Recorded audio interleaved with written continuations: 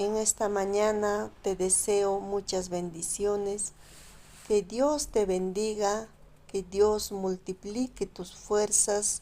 como dice la palabra de Dios, como las de las águilas, que Dios multiplique tu fuerza, que Dios te dé mucha sabiduría en todas las áreas de tu vida.